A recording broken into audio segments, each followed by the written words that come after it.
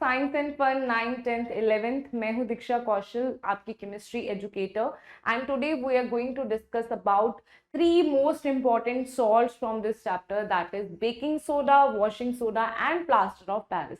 तो एक एक करके तीनों सॉल्ट्स को ध्यान से पढ़ते हैं, इसकी प्रिपरेशन क्या है, इसके यूजेस क्या है हमारी डेली लाइफ में, सभी चीजों को एक एक करके विद केमिकल रिएक्शंस हम पढ़ेंगे। तो फर्स्ट इज बेकिंग सोडा। तो कभी भी आप किसी भी सॉल्ट को पढ़ते हो, सबसे पहले उसकी केमिकल कॉम्पोजिशन के बारे में आपको पता होना चाहिए, इसकी केमिकली कौन कौन से एटम्स, कौन कौन से एलिमेंट से बना हुआ है। So baking soda is sodium bicarbonate, sodium bicarbonate. Okay, तो बच्चा इसके आपको केमिकल फॉर्मूलाज को क्रैम करने की जरूरत नहीं है। अगर आपको पता है what is sodium, that is Na positive, and what is bicarbonate ion, that is HCO3 negative. तो इन दोनों को कंबाइन करके हमारे पास क्या बन जाएगा, NaHCO3, sodium bicarbonate. Okay, this is sodium bicarbonate या सोडियम हाइड्रोजन कार्बोनेट इसको बोलते हैं, and this is the chemical composition of baking soda. तो ना बहुत ज्यादा कंफ्यूजन होती है baking soda and baking powder के बीच में क्या डिफरेंस है, वो भी हम आज की ही वीडियो में डिस्कस करेंगे। So this video is going to be very very important for your exam point of view, and अगर हम बात करें डेली लाइफ की, डेली लाइफ के बारे में आपको बहुत कुछ पता लगेगा आज के इस लेक्चर में से। ओके, सो बच्चा इसके बाद आता है कि हम इसको प्रिपेयर कैसे करते हैं, how do we prepare baking soda. Baking soda को कैसे बनाया जाता है, इसके लिए हमें चाहिए ब्राइन सोल्यूशन। अभी ब्राइन सोल्यूशन क्या है, ब्राइन सोल्यूशन होता है, brine is concentrated solution of sodium chloride with water. मतलब ये NaCl एंड वाटर का सोल्यूशन है, but that is concentrated solution. What does that mean, concentrated solution का मतलब है ऐसा नहीं कि आपके पास बहुत सारा पानी है उसके बीच में 1 चम्मच नमक डाल दिया, वो नहीं बात कर रही है, वो ब्राइन सोल्यूशन नहीं होगा। आपको कॉन्सेंट्रेटेड मतलब NaCl उसमें ज्यादा होगा, that is concentrated brine, concentrated solution of sodium chloride with water. ठीक है, उसको हम ब्राइन सोल्यूशन बोलते हैं। तो अगर हम इस ब्राइन सोल्यूशन में अमोनिया डाल देते हैं, दैट इज NH3 डाल देते हैं, तो इसको हम क्या बोल देते हैं, ये मिलके क्या बन जाता है, ये बन जाता है ammoniacal brine solution, ammoniacal brine solution. Okay, तो ये सारी टर्म्स आपके लिए इंपॉर्टेंट हैं और बहुत ही इजी टर्म्स हैं। अगर ब्राइन सोल्यूशन क्या है, NaCl प्लस वाटर, उसके बीच में अमोनिया डाल दिया, that is ammoniacal brine solution, क्योंकि अमोनिया डाल दिया है। अभी अगर इस चीज के बीच में हम अमोनिकल ब्राइन सोल्यूशन के बीच में कार्बन डाइऑक्साइड को पास कर देते हैं, तब हमारे पास बेकिंग सोडा बनता है, that is sodium hydrogen carbonate या सोडियम बाइकार्बोनेट हमारे पास बनता है ऐसे। Okay, so this is brine is reacted with ammonia, brine को अमोनिया से रिएक्ट किया, अमोनिकल ब्राइन सोल्यूशन बना, उसमें से हमने कार्बन डाइऑक्साइड को पास किया to obtain sodium hydrogen carbonate, that is baking soda, उससे बन जाता है। इसकी केमिकल रिएक्शन बहुत ज्यादा इंपॉर्टेंट है जब आप इसको बनाते हो। तो NaCl NH3 वाटर, ये क्या है, आपके पास ब्राइन सोल्यूशन है, इसमें अमोनिया डाला और कार्बन डाइऑक्साइड को पास कर दिया, तो आपके पास क्या बना, baking soda NaHCO3 plus ammonium chloride. ठीक है, क्या बना साथ में, अमोनियम क्लोराइड बना। बच्चे इसको लिखना भूल जाते हैं, ये भी लिखना बहुत जरूरी है रिएक्शन में, कि एक तो आपके पास बेकिंग सोडा बना, साथ में क्या बना, अमोनियम क्लोराइड बना। ठीक है, सो ये किसकी प्रिपरेशन है, तो बेकिंग सोडा की, या सोडियम हाइड्रोजन बाइकार्बोनेट या सोडियम बाइकार्बोनेट या सोडियम हाइड्रोजन कार्बोनेट की, this is the preparation. Okay, so आपको सीधा एग्जाम्स में पूछ लिया जाता है कि what is baking soda and what is its preparation, give its 2-3 uses. तो आपका 5 नंबर का ये क्वेश्चन प्रिपेयर हो जाता है, और यहाँ आपको एप्लीकेशन में से भी सीधा क्वेश्चन आ सकता है। ओके, सो इसके लिए हम इसकी एप्लीकेशंस भी पढ़ते हैं। हमने देखा है कि ये किचन में यूज होता है, तो उससे पहले एक बार इसकी प्रॉपर्टीज देख लेते हैं। प्रॉपर्टीज क्या है इसकी, white crystals which are sparingly soluble in water, sparingly soluble होते हैं, ठीक है, पार्शियली सॉल्युबल होते हैं पानी में, ठीक है, पूरे घुल मिल नहीं जाते, पार्शियली सॉल्युबल होते हैं। Then mild non corrosive base, देखो base and acids both are corrosive, ठीक है, ये दोनों ही हमारे लिए हार्मफुल होते हैं। हम NaOH को, हम जैसे सोडियम हाइड्रो ऑक्साइड को हम सीधा ही मतलब खा नहीं सकते हैं क्योंकि वो हमारे लिए कोरोसिव होता है, लेकिन बेकिंग सोडा को हम खा सकते हैं, हम उसको केक्स में भी यूज करते हैं, ठीक है। तो कैसे खा सकते हैं, क्योंकि हमारी हेल्थ के लिए बुरा नहीं होता, इस वजह से हम इसको खा पा रहे हैं। सो this is mild non corrosive base. This solution of sodium hydrogen carbonate in water is mildly alkaline, कि बहुत ज्यादा एल्कलाइन नहीं होता, थोड़ा सा अमाउंट ऑफ बेसिक होता है, लेकिन बहुत ज्यादा एल्कलाइन नहीं होता कि आपका पूरा का पूरा सिस्टम ही हिल जाए, ऐसा नहीं होगा। Okay, so when heated then it decomposes sodium carbonate with evolution of carbon dioxide gas. very important, ठीक है, बहुत ही important रिएक्शन है ये, कि अगर आप बेकिंग सोडा को हीट करते हो, ये आगे जाके आपको बड़ी ही काम आने वाली है, बहुत ही इंपॉर्टेंट रिएक्शन है। मैं आपको बताऊंगी कहाँ पे आपको काम आनी है ये। जब हम इसको हीट करते हैं बच्चा, तो हमारे पास क्या, ये 2-3 जगह आपको ये सेम रिएक्शन देखने को मिलेगी। जब आप इसको हीट करते हो तो आपके पास सोडियम कार्बोनेट बन जाता है, ठीक है। सोडियम कार्बोनेट Na पॉजिटिव से बना है, CO3 2 नेगेटिव से बना है, इसलिए Na2CO3 इसका फॉर्मूला है। ओके, तो जिन बच्चों को फॉर्मूला मेकिंग में दिक्कत आती है, हमने 9th क्लास में करा था, तो वो चीज आपको एक बार फिर से रिवीजन कर लेनी है उस चीज की। ओके, साथ में कार्बन डाइऑक्साइड निकल जाती है और साथ में वाटर निकल जाता है, ठीक है। तो ये क्या है, सोडियम बाइकार्बोनेट या बेकिंग सोडा को जब भी आप हीट करते हो आपके पास कार्बन डाइऑक्साइड निकलती है, पहली बात वेरी इंपॉर्टेंट, कार्बन डाइऑक्साइड निकलती है और साथ में सोडियम कार्बोनेट आपके पास बन जाता है, ठीक है। This is the thermal decomposition. अगर आप इसको ध्यान से देखो, इस रिएक्शन को, फर्स्ट चैप्टर में हमने टाइप्स ऑफ रिएक्शन देखे थे, उसमें हमने डीकॉम्पोजिशन रिएक्शन किया था। एक सिंगल प्रोडक्ट है, एक सिंगल रिएक्टेंट है, उसमें बहुत सारे, आफ्टर द रिएक्शन बहुत सारे प्रोडक्ट्स बन रहे हैं, सिंगल रिएक्टेंट है, एक ही रिएक्टेंट है, that means this is decomposition reaction. But because this is happening due to heat, हम इसको हीट प्रोवाइड कर रहे हैं, तो ये क्या है हुआ हमारे पास, थर्मल डीकॉम्पोजिशन रिएक्शन। बच्चा ये कौन सा रिएक्शन हुआ, थर्मल डीकॉम्पोजिशन रिएक्शन हो गया, ठीक है, thermal decomposition reaction. Okay, so now coming to next, ये इसकी बहुत ही इंपॉर्टेंट प्रॉपर्टी थी। Now next is uses. Use कहाँ कहाँ होता है इस चीज का। फर्स्ट, बेकिंग सोडा को यूज किया जाता है एज एन एंटासिड। तो जब हम पढ़ रहे थे, एसिड्स के बारे में पढ़ाई कर रहे थे, तो हमने देखा था ना एंटासिड्स क्या होते हैं, that is anti of acids. Antacids क्या होते हैं बच्चा, they are anti of acids. Anti of acids मतलब एसिड्स के दुश्मन, ठीक है। कोई भी चीज एंटी मतलब दुश्मन, anti, not aunty, I am talking about anti. Okay, so anti मतलब एसिड्स के दुश्मन। तो एसिड्स के दुश्मन कौन हो सकते हैं, जो उसके बिल्कुल ऑपोजिट है। उसके ऑपोजिट कौन है, बेस, ठीक है। एसिड का कंप्लीटली ऑपोजिट कौन सा है, base. That means anti of acid मतलब इसकी बेसिक नेचर होनी चाहिए। जो एंड एसिड्स होते हैं उनकी nature, they should be basic in nature, तभी वो एसिड के साथ लड़ेंगे। अगर उनके जैसे हुए फिर थोड़ा ना लड़ाई करेंगे उनके साथ। तो लड़ने के लिए हमें बेसिक नेचर की कोई चीज चाहिए। और बच्चा जो हमारे पास कार्बोनेट्स या bicarbonates, carbonates and bicarbonate, they are basic in nature. ये क्या होते हैं, बेसिक नेचर के होते हैं।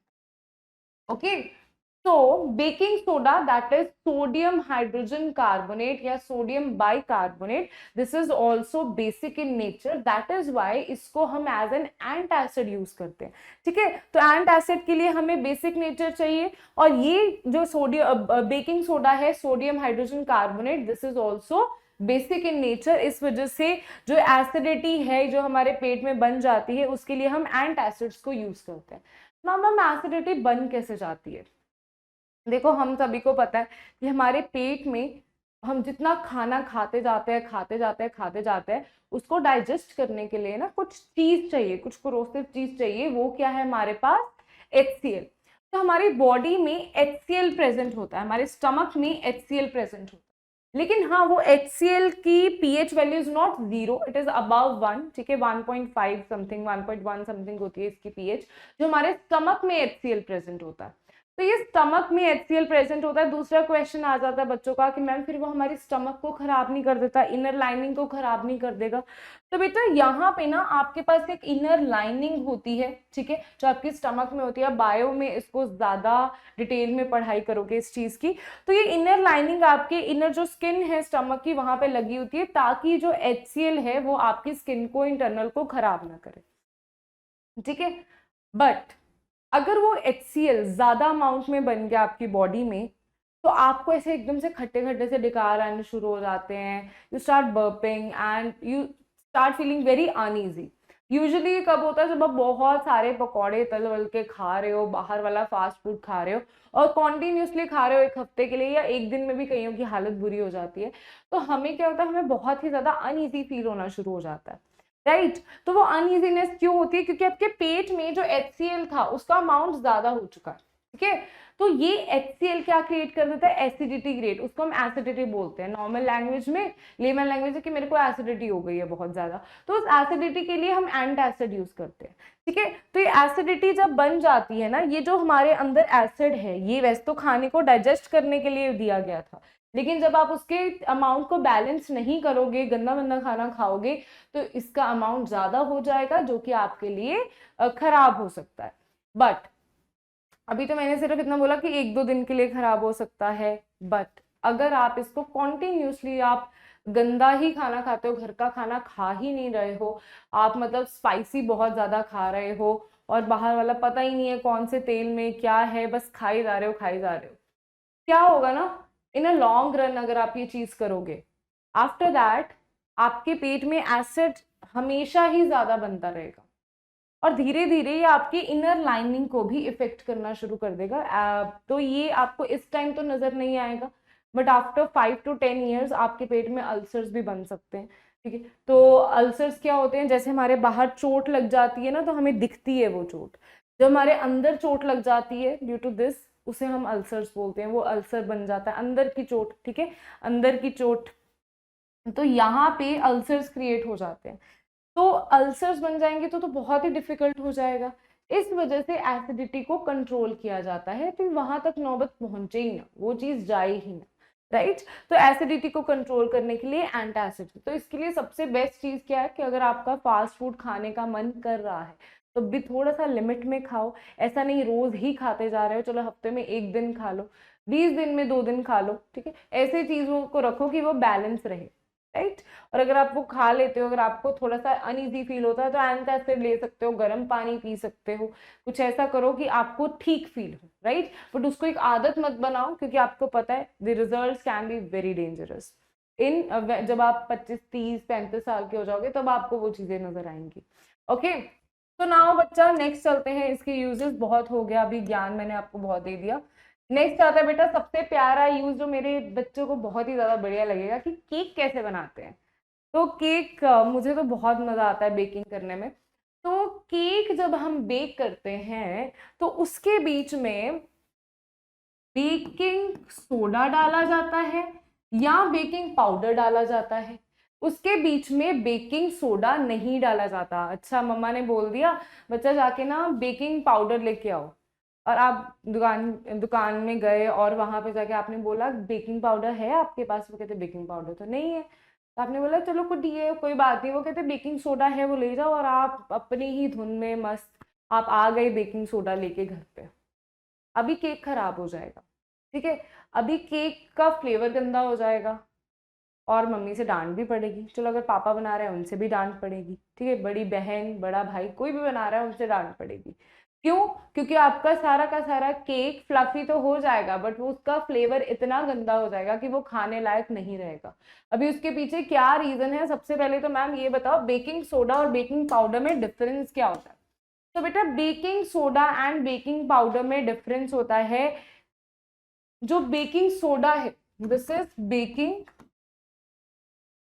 Soda and this is baking powder. Baking soda क्या है? That is NaHCO3, right.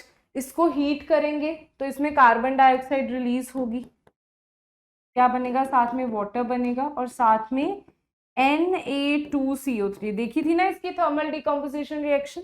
Okay, ये चीज होगी।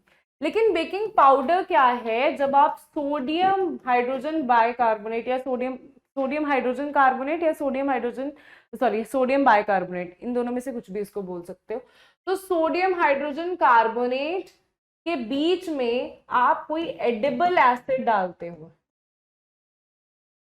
मतलब हमें चाहिए कि कोई ऐसी चीज जो H पॉजिटिव को रिलीज करे, ठीक है, और H पॉजिटिव को तो हर एसिड रिलीज करेगा, लेकिन एडिबल का क्या मतलब है, जो हम खा भी सके, क्योंकि केक हमने खाना है, हमने सिर्फ सजा के साइड पे रख नहीं देना, ठीक है। तो एडिबल एसिड्स जो ऑर्गेनिक एसिड्स होते हैं, वो एडिबल एसिड्स का जब हम सोडियम हाइड्रोजन कार्बोनेट के साथ मिक्स कर देते हैं, तब हमारे पास ये क्या बनता है, this is called baking powder.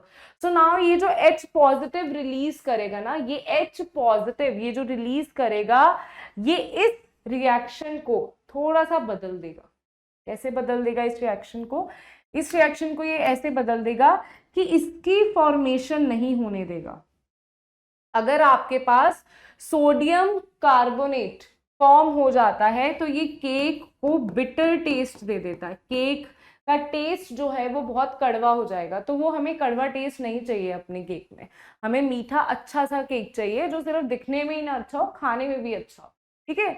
तो हमें क्या चाहिए, बिटर टेस्ट चाहिए। हाँ, अगर आप किसी दुश्मन के लिए केक लेके जा रहे हो तो एक काम करो, उसमें बेकिंग सोडा डाल दो और कड़वा सा टेस्ट हो जाएगा, और उसको बर्थडे पे वो कट करो और उसके मुंह में ये बोलो ये ले केक खा, और फिर वो परेशान हो जाएगा कि कैसा गंदा केक इसने मेरे को खिलाया, राइट। सो ये बिटर, बिटर का क्या मतलब है, कड़वा टेस्ट कर देता है सोडियम हाइड्रोजन कार्बोनेट, अगर आपने सीधा इसको हीट किया।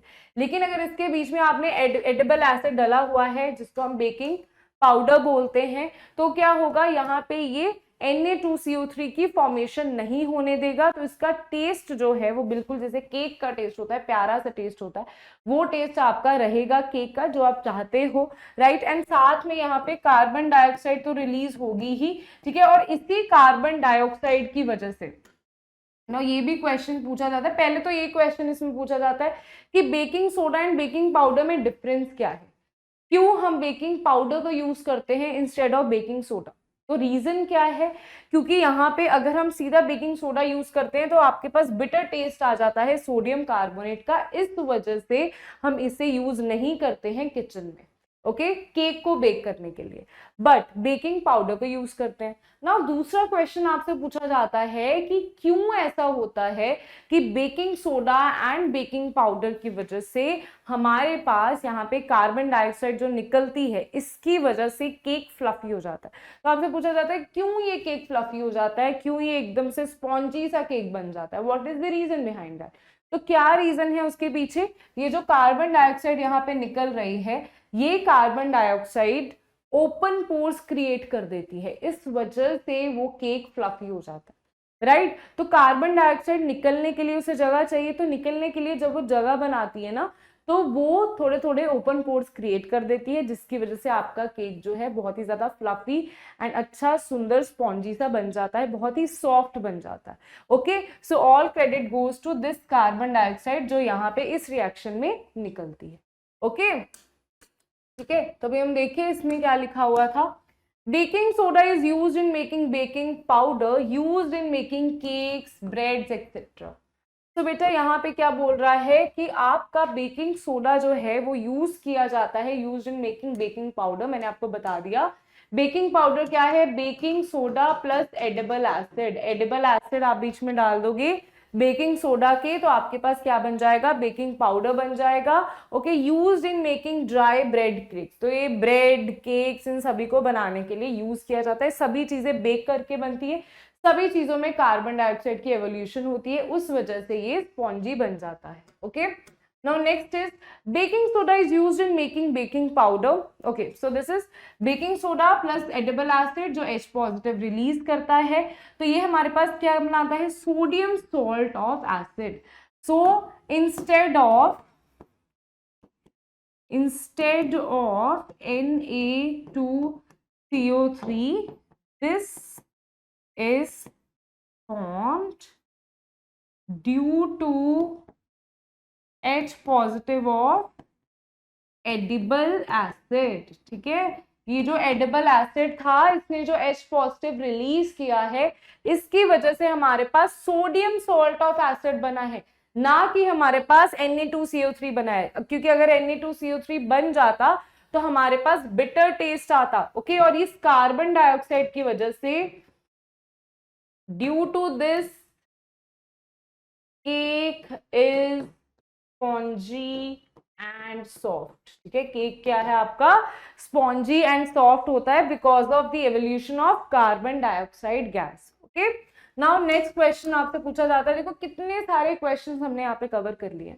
If only baking soda is used, अभी जो मैंने आपसे बात बोली थी कि अगर सिर्फ बेकिंग सोडा, कि बच्चे ने गलती कर दी, पाउडर की जगह बेकिंग सोडा ले आया, then sodium carbonate formed will give a bitter taste. तो ये बच्चा सोडियम कार्बोनेट जो बनेगा वो बिटर टेस्ट दे देगा। कौन सा सोडियम कार्बोनेट, तो हमारे पास क्या बना, NaHCO3 इज बेकिंग सोडा। इसको आपने हीट किया बेक करते टाइम, थर्मल डिकम्पोजिशन होगी, और आपके पास Na2CO3 plus CO2 plus water ये बन गया। तो आपको अभी बिटर टेस्ट किसकी वजह से आएगा, इसकी वजह से आपके पास बिटर टेस्ट आएगा। ठीक है, मतलब कड़वा, कड़वा टेस्ट आएगा। Okay, now tartaric acid present in it can react with sodium carbonate. तो बच्चा टार्ट्रिक एसिड क्या है आपके पास, ये एक एडिबल एसिड है, ये एक एडिबल एसिड है, तो यूजुअली टार्ट्रिक एसिड यूज किया जाता है। In it react with sodium carbonate formed and neutralize it. तो ये कहता सोडियम कार्बोनेट को बनने नहीं देता, उसके साथ रिएक्ट करके उसको न्यूट्रलाइज कर देता है, एंड सोडियम टार्ट्रेट सॉल्ट, इसका मतलब that is sodium salt of acid, sodium salt of acid. आपके पास कोई भी एसिड आप यूज करते हो, यहाँ पे आपने टार्ट्रिक एसिड यूज किया तो आपके पास sodium salt of tartaric acid बन गया, that is sodium tartrate salt बन गया। Formed by neutralizers has pleasant taste. तो कहता है इसका जो टेस्ट है वो क्या होता है, प्लेजेंट होता है, कड़वा नहीं होता। आपकी केक के टेस्ट को ये खराब नहीं करता, इनफैक्ट उसको एनहेंस करता है। ओके, सो ये चीज थी। फिर से कहानी बता देती हूँ, कहानी यही है कि आपके पास सोडियम सॉल्ट ऑफ एसिड बनता है due to this H positive, ये Na2CO3 को नहीं बनने देता, जिसकी वजह से हमारा केक कड़वा नहीं होता। इसलिए हमें बेकिंग सोडा नहीं यूज करना, हमें क्या यूज करना है, बेकिंग पाउडर। ओके, ठीक है, now coming to next thing, next is baking powder is dry.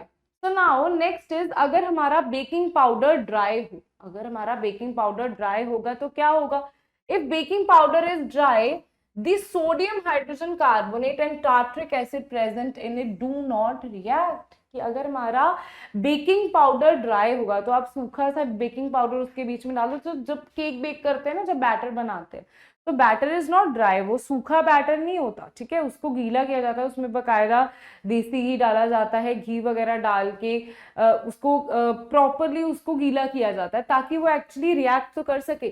So sodium hydrogen carbonate and present in do not react with each other, they react only in presence of water. तो बच्चा जब आप cake कभी bake करोगे तो उसमें सीधा क्या सीधा सारी चीजें से नहीं डाली जाती हैं। ठीक है, कोई भी आप एसेंस डाल रहे हो, वाटर डालते हो, प्रॉपर उसका एक थिक बैटर प्रिपेयर किया जाता है। तो उस बैटर का मतलब क्या है, ताकि हमारे पास यहाँ पे जो बेकिंग पाउडर आपने यूज किया है ये एक्चुअल में रिएक्ट भी कर सके।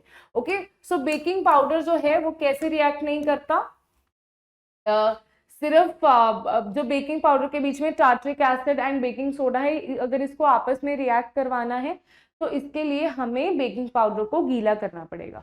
ओके, नाउ नेक्स्ट इज बहुत ही important, use of baking soda as a fire extinguisher. पानी में अगर आपको आग लग गई है तो आग को बुझाने के लिए, आग को कैसे बुझाओगे, तो फायर एक्सटिंग्विशर में कैसे यूज किया जाता है, आजकल तो बहुत एडवांस हो गई हैं चीजें, राइट।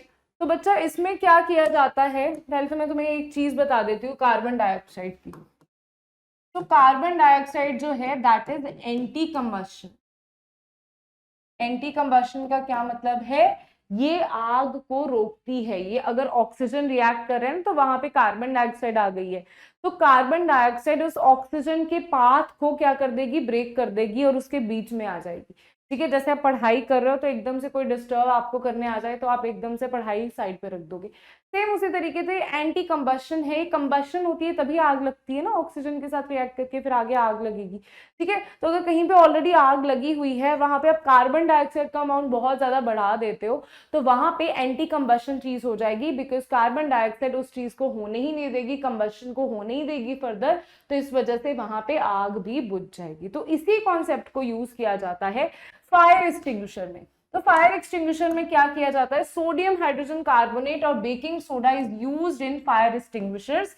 इसमें इसको यूज किया जाता है, जिसमें क्या करते हैं ये सोडा एसिड। सोडा एसिड क्या है बच्चा, सोडा एसिड क्या होता है, टाइप फायर एक्सटिंग्विशर कंटेन। तो बहुत ज्यादा टाइप के फायर एक्सटिंग्विशर होते हैं। मैंने आपको बताया कि टेक्नोलॉजी बहुत ज्यादा अभी तो एडवांस हो गई है, लेकिन हम कौन से फायर एक्सटिंग्विशर की बात कर रहे हैं जिसमें सोडा एसिड टाइप को यूज किया जाता है। इसका मतलब जिसमें एसिड यहाँ पे एडिबल एसिड नहीं यूज किया जाएगा, यहाँ पे H2SO4 यूज किया जाएगा जो H पॉजिटिव रिलीज करेगा, और यहाँ पे रहा बेकिंग सोडा, और यहाँ पे हमारे पास कार्बन डाइऑक्साइड तो बच्चा रिलीज होती ही है, और इस कार्बन डाइऑक्साइड की वजह से ही हमारा जो मैंने आपको बताया कंबशन का प्रोसेस रुक जाता है। ठीक है, वो हिंडर कर देती है कंबशन को, so because this is an anti combustion thing. तो ये क्या करेगा हमारे पास, sodium hydrogen carbonate and sulphuric acid in separate container inside them. तो बेटा यहाँ पे ये रहा फायर एक्सटिंग्विशर। तो इसका इसका एक इक्विपमेंट को कैसे अंदर से बनाया जाता है, ये आपके पास डाइल्यूट सल्फ्यूरिक एसिड है। ठीक है, तो ये डाइल्यूट सल्फ्यूरिक एसिड जब यहाँ पे हम इसको प्रेस करते हैं, ये थ्रेड यहाँ से हिलेगा, और इस थ्रेड जब हिलेगा इसकी वजह से कुछ एसिड यहाँ पे चला जाएगा। ठीक है, कुछ एसिड इसके अंदर गया, यहाँ पे हमारे पास है सोडियम हाइड्रोजन कार्बोनेट सोल्यूशन। तो सोडियम हाइड्रोजन कार्बोनेट सोल्यूशन के साथ ये डाइल्यूट सल्फ्यूरिक एसिड रिएक्ट करेगा, और रिएक्ट करने के बाद हमारे पास कार्बन डाइऑक्साइड रिलीज होगी। तो जब ये कार्बन डाइऑक्साइड गैस रिलीज होगी, उसकी वजह से पूरी की पूरी एटमॉस्फेयर में ये फैल जाएगी, एंड दैट इज वाई वहां पे आग बुझ जाएगी, रुक जाएगी। ओके, ठीक है, तो ये क्या है हमारे पास, soda acid type of fire extinguisher.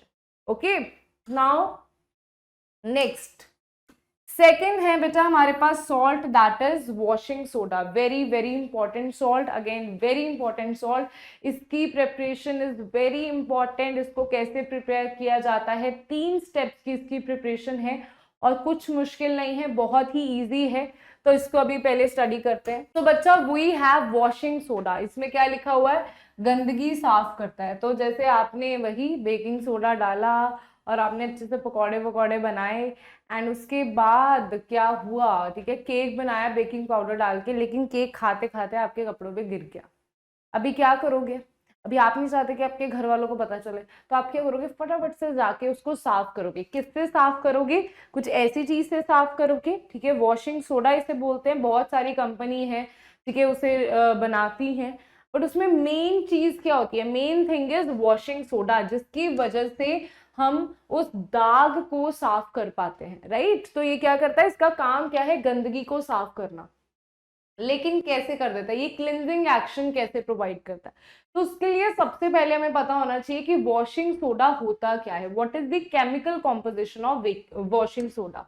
तो बेटा washing soda is nothing but Na2CO3 dot 10H2O, this is washing soda. तो वॉशिंग सोडा का क्या मतलब है, sodium carbonate with 10 water of crystallization, this is called water of crystallization, this is called water of crystallization. okay, and इस चीज को detail में हम नेक्स्ट लेक्चर में पढ़ेंगे। Water of crystallization and plaster of Paris को हम नेक्स्ट लेक्चर में बहुत ही ज्यादा डिटेल में पढ़ेंगे।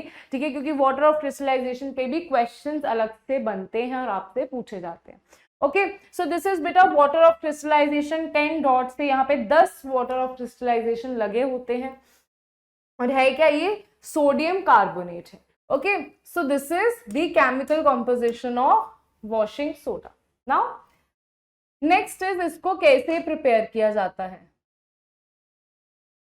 तो प्रिपेयर करने के लिए बच्चा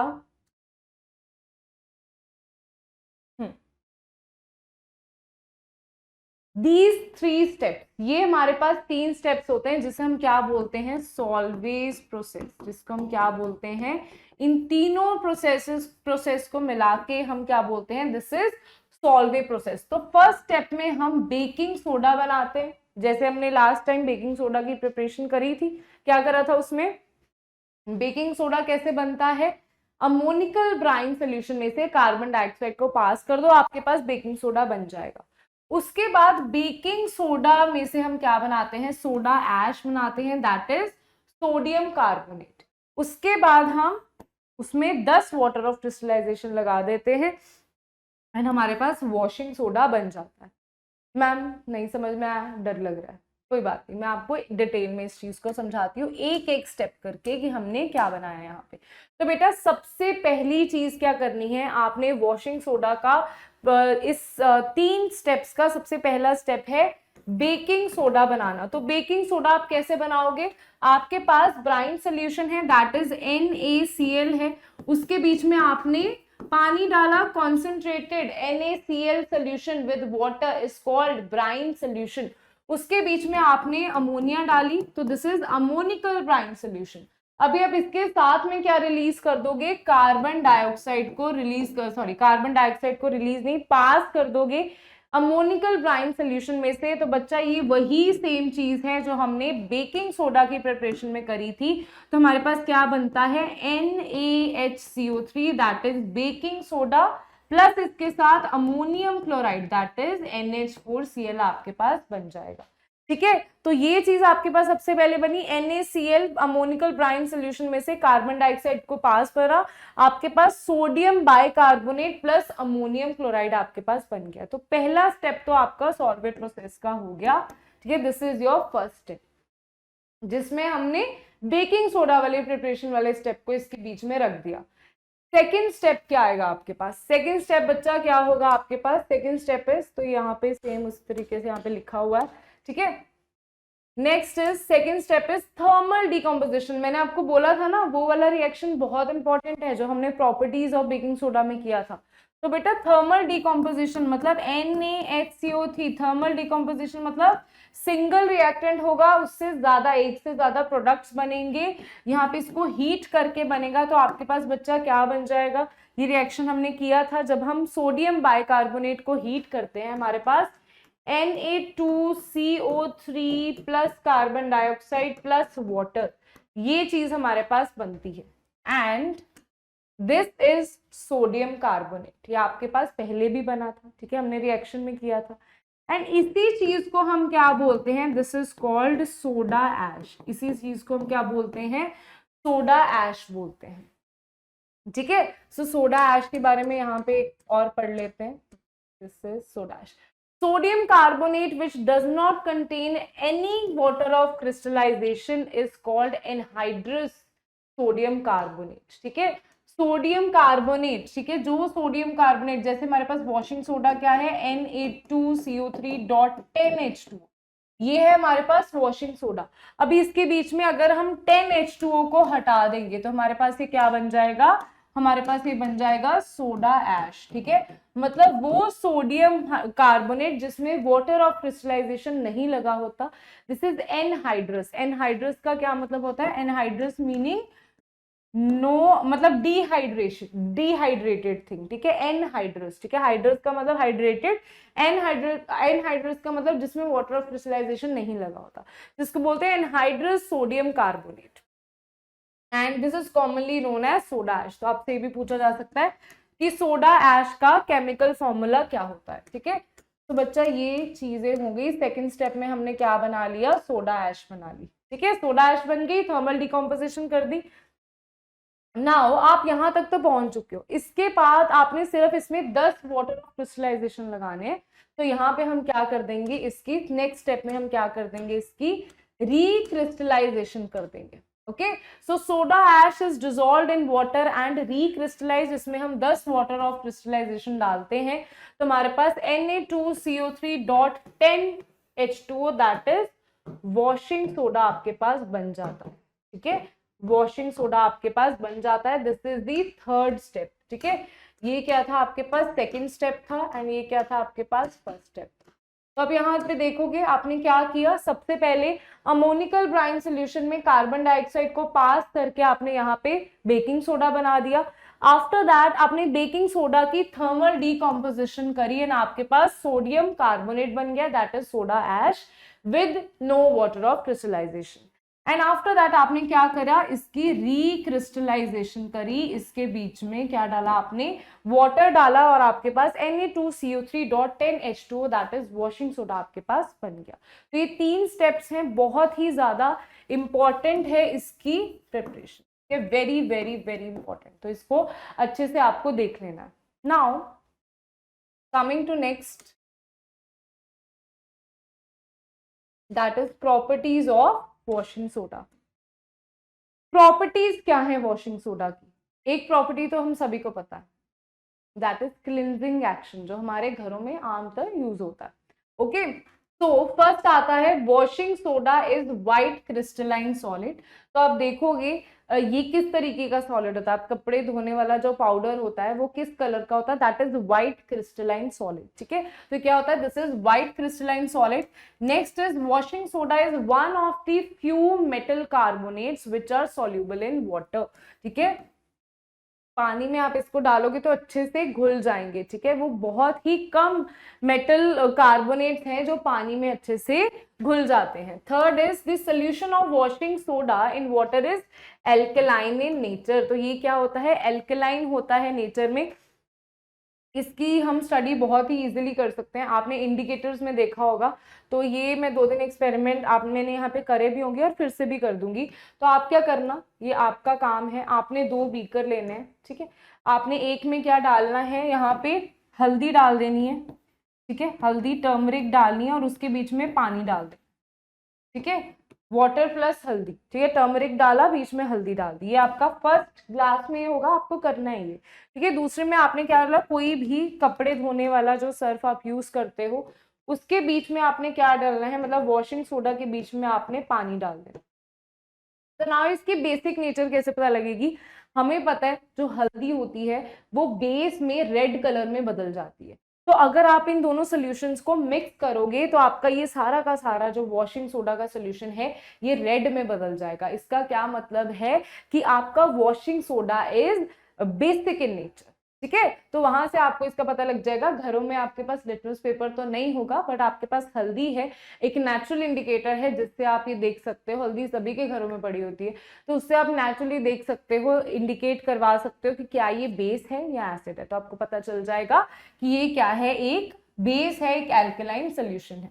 ओके, नेक्स्ट आता है बेटा एफ्लोरेसेंस। एफ्लोरेसेंस क्या होती है, वेरी वेरी इंपॉर्टेंट। यूजुअली यहाँ पे अगर आपसे बच्चों से आप डायरेक्टली पूछो कि अगर आप वॉशिंग सोडा को एज इट इज एयर में एक्सपोज करके रख दो तो उसके बाद क्या होगा, क्या उसके सारे वाटर ऑफ क्रिस्टलाइजेशन चले जाएंगे? नहीं, उसके सारे वाटर ऑफ क्रिस्टलाइजेशन नहीं जाएंगे, उसके 9 वाटर ऑफ क्रिस्टलाइजेशन ही जाएंगे। इसका मतलब कि अगर आप Na2CO3.10H2O को सिर्फ ऐसे बाहर ऑक्सीजन में रख दो, एटमॉस्फेयर में रख दो, एयर में रख दो, तो यहाँ पे आपके पास Na2CO3.H2O plus 9 water of crystallization ये बाहर निकल जाएंगे। तो ये बहुत ही ज्यादा इंपॉर्टेंट है कि 9 वाटर ऑफ क्रिस्टलाइजेशन जाते हैं, 10 के 10 नहीं जाते। अगर हम उसको हीट की बात नहीं कर रही हो, सिंपली एक्सपोज कर दो एयर में। Okay, next is heating. अगर आप इसको हीट करते हो, loses water of crystallization but do not decompose further. इसका मतलब अगर आप पूरे के पूरे को हीट कर देते हो तो आपके पास Na2CO3 प्लस 10H2O आपके पास बन जाता है, सारे के सारे वाटर ऑफ क्रिस्टलाइजेशन रिमूव हो जाते हैं। Okay, now next is uses, very very important. इसके 1-2 यूज तो बहुत ही ज्यादा इंपॉर्टेंट है। सो फर्स्ट आता है washing soda attacks dirt and grease to form soluble products. तो वॉशिंग सोडा किसको अटैक करता है, डर्ट एंड ग्रीस को अटैक करता है to form soluble products, soluble products बनाने के लिए, which are washed away on rinsing with water. कि आपके पास एक गंदा कपड़ा था, आपने उसके बीच में सर्फ लगाया, पानी लगाया एंड आपने उसको रब करना शुरू किया और वो सारी की सारी डर्ट एंड ग्रीस उसने कैप्चर कर ली और उसके बाद आपने उसको पानी से रिंस किया और सारा का सारा वो कपड़ा जो है वो धुल जाता है। ठीक है, this is the cleansing action of washing soda. Next is double double हो गया. Next is sodium carbonate is used for removing permanent hardness of water. Now firstly hardness क्या होती है, देन परमानेंट हार्डनेस क्या होती है. तो बेटा हमारे पास दो तरह के पानी होते हैं. First is soft water and then there is hard water. Soft water क्या होता है, जिसमें मिनरल्स बहुत कम होते हैं. ठीक है, सॉफ्ट वाटर में मिनरल्स बहुत कम होते हैं. तो जो हिमाचल साइड के पहाड़ी इलाके होते हैं, तो यहाँ पे हार्ड वाटर होता है यूजुअली. एंड हार्ड वाटर क्या करता है कि आपके बालों को खराब कर सकता है. उसमें स्कम नहीं, सॉरी, उसमें लेदर प्रोड्यूस नहीं होती, झाग नहीं निकलती, फोम प्रोड्यूस नहीं होती. ठीक है, तो यहाँ पे जो सॉफ्ट वाटर है उसमें मिनरल्स बहुत कम होते हैं. हार्ड वाटर में मिनरल्स होते हैं, अच्छे खासे मिनरल्स होते हैं. ठीक है, मिनरल्स दोनों में होते हैं, इसमें कम होते हैं, इसमें बहुत ज्यादा मिनरल्स होते हैं. तो हार्ड वाटर को अगर मैं आपकी डेली लाइफ में अगर आपको बताना हो ये हार्ड वाटर है या सॉफ्ट वाटर है, हार्ड वाटर फोम नहीं प्रोड्यूस करती, वो झाग प्रोड्यूस नहीं करेगी, कम झाग प्रोड्यूस करेगी. वहां से आप प्रिडिक्ट कर सकते हो कि इस एरिया में हार्ड वाटर मिलता है. ठीक है, so now next, permanent hardness क्या है एंड टेम्परेरी हार्डनेस क्या है. तो बच्चा परमानेंट हार्डनेस क्या होती है, permanent hardness is due to, जैसे मैंने आपको मिनरल्स बोला ना, तो मिनरल्स क्या होते हैं, दीज आर सॉल्ट्स ओनली. ठीक है, तो बच्चा जो सॉल्ट्स होते हैं वो कैल्शियम एंड मैग्नीशियम के होते हैं. हमारे पास पानी में कैल्शियम एंड मैग्नीशियम के सॉल्ट्स होते हैं. इस चीज को मैं और भी डिटेल में समझाऊंगी. ठीक है, तो कैल्शियम एंड मैग्नीशियम के आपके पास सॉल्ट्स होते हैं. Calcium and magnesium is cation. Now A9 पे डिपेंड करता है वो टेम्परेरी हार्डनेस होगी या परमानेंट हार्डनेस होगी. तो अगर परमानेंट हार्डनेस की बात कर रहे हैं, permanent hardness is due to salts of calcium and magnesium with sulphates, chlorides. किसके साथ, सल्फेट के साथ, क्लोराइड के साथ या नाइट्रेट के साथ. ठीक है, इन सभी के साथ जो हमारे पास सॉल्ट बनते हैं, मतलब इसमें अनायंस ये होंगे और ये कैल्शियम एंड मैग्नीशियम के साथ सॉल्ट बनाते हैं, तो ये परमानेंट हार्डनेस होती है. टेम्परेरी हार्डनेस होती है कार्बोनेट्स एंड बाइकार्बोनेट्स के साथ. ठीक है, जो carbonates, sorry, bicarbonate and carbonates के साथ जब कैल्शियम एंड मैग्नीशियम सॉल्ट बनाते हैं, तो उस पानी को हम क्या बोलते हैं, दिस इज टेम्परेरी हार्डनेस. ठीक है, टेम्परेरी हार्डनेस. ओके, सो यहाँ पे परमानेंट हार्डनेस को रिमूव करना मुश्किल होता है, लेकिन इसका बहुत ही इंपॉर्टेंट यूज है वॉशिंग सोडा का, कि सोडियम कार्बोनेट ये परमानेंट हार्डनेस को भी रिमूव करने में यूज काम आता है. ठीक है, क्योंकि वो रिएक्ट कर जाता है परमानेंट हार्डनेस वाले सॉल्ट्स के साथ. Okay, now next is sodium carbonate is used in the manufacture of glass, soap and paper. So ये sodium carbonate जो है वो glass, soap, paper इन सभी की manufacturing के लिए काम आता है. Next is sodium carbonate is used in the manufacture of sodium compound such as borax. ठीक है, बोरेक्स एक काइंड ऑफ अलॉय है ये. ठीक है, तो इसकी कॉम्पोजिशन में, इसकी मैन्युफैक्चर में भी, ये कॉम्पोजिशन है, इसकी मैन्युफैक्चर में भी सोडियम कार्बोनेट यूज होता है. Okay, so these are the very important uses of washing soda. सबसे इंपॉर्टेंट है इसका ये वाला second number use, that is permanent hardness को रिमूव करने के लिए ये यूज होता है. तो गाइज नेक्स्ट वीडियो में हम देखेंगे, नेक्स्ट वीडियो में plaster of Paris, that is POP क्या होती है, उसको डेकोरेटिव पर्पसेस के लिए यूज किया जाता है, उसको कैसे बनाया जाता है, एंड हम वाटर ऑफ क्रिस्टलाइजेशन को भी डिटेल में डिस्कस करेंगे. तो आज के लेक्चर में कोई भी दिक्कत है तो प्लीज कमेंट सेक्शन में लिखो. Thank you so much. Keep learning, keep smiling.